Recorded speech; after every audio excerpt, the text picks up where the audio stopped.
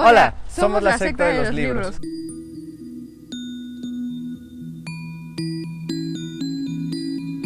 Yo soy Flavio. Y yo soy Clau, y hoy les vamos a explicar por qué el 2 de octubre no se olvida.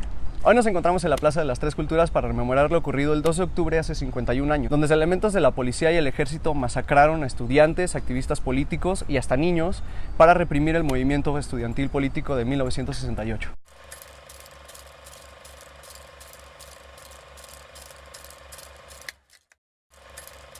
Mientras tanto, en México se vivía el milagro mexicano. La economía parecía funcionar y crecíamos a pasos agigantados. Todo era bienestar, liderado por un presidente que estaba preocupado por el desarrollo económico. Parecía que todo iba bien, hasta que de pronto, grupos que no eran procurados por la administración comenzaron a manifestarse en pos de sus derechos. Desde antes de que los movimientos de 68 iniciaran en México, la sociedad se encontraba muy movilizada y peleaba por los derechos civiles. Había represión en muchas de las marchas, pero solía seguir estable. Hasta que de pronto, nadie sabe muy bien por qué motivo, pero se habla de que, a partir de un pleito entre estudiantes de la vocacional de la IPN y de las prepas de la UNAM a finales de junio del 68, la movilización estudiantil creció y creció, tomando forma de movimiento pro derechos civiles y contra la gran represión policíaca en las calles. La respuesta del gobierno: usar más a la policía. El movimiento estudiantil siguió creciendo, hasta que el presidente, Gustavo Díaz Ordaz, dijo un 1 de septiembre su discurso más famoso. Hemos sido tolerantes hasta excesos criticados, pero todo tiene un límite. No podemos permitir ya que se siga quebrantando irremisiblemente el orden jurídico. De ahí, todo se fue para abajo. Las marchas se reprimieron de manera más violenta, el ejército entró a las calles y tomó Ciudad Universitaria, pero el movimiento parecía no bajar de intensidad, hasta el mitin en la Plaza de las Tres Culturas el 2 de octubre de 1968.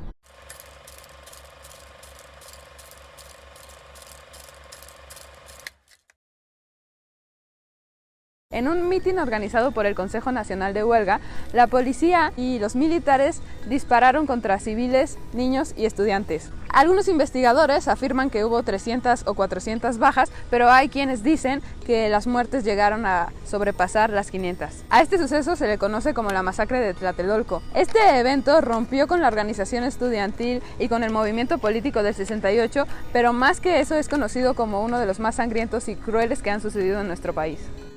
Por eso no es de sorprender que, en una entrevista años después, Díaz Ordaz todavía creyera que lo que hizo en el 68 fue una muestra de heroísmo.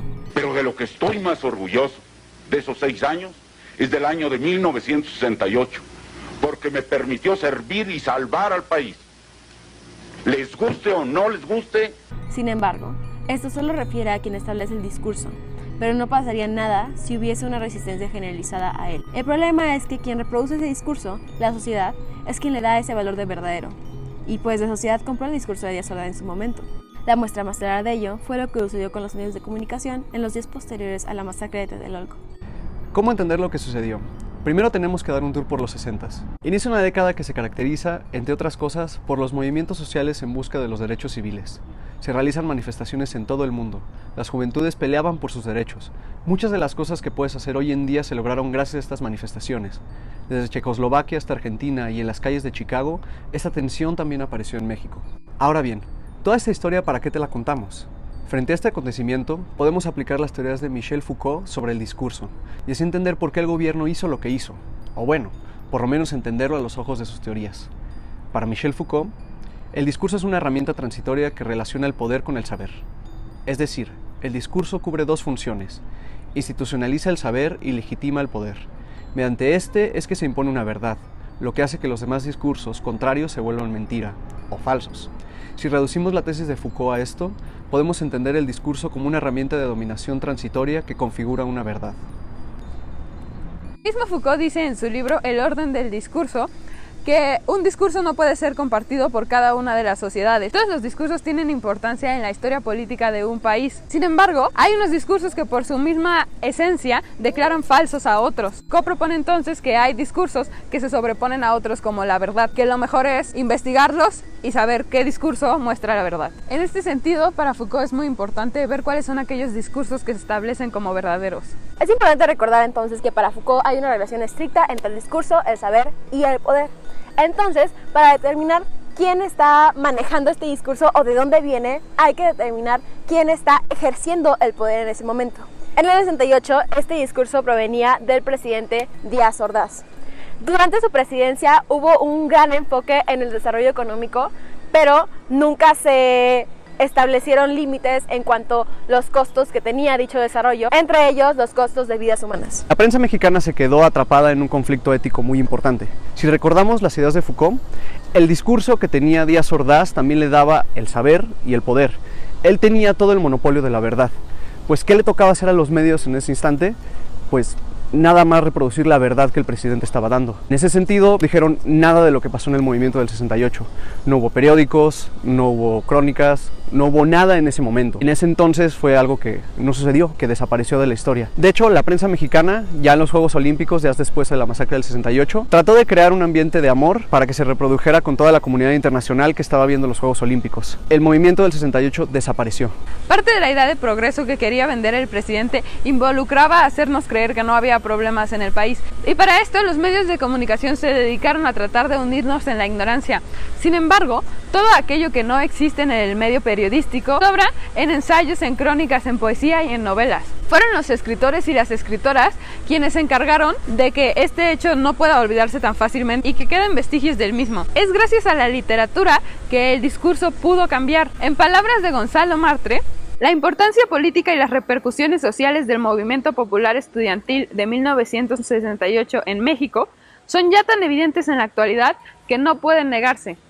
Y es ahora muy difícil que algún miembro de la sociedad mexicana no sepa de la importancia de la muerte de 500 estudiantes. ¿Las prácticas como las del 2 de octubre siguen ocurriendo? Sí, y no hace falta voltear a otros países para identificarla. En nuestro país, cada vez que se habla de un discurso de crecimiento o desarrollo económico, se trata de ocultar ciertas prácticas que serían muy incómodas para el gobierno.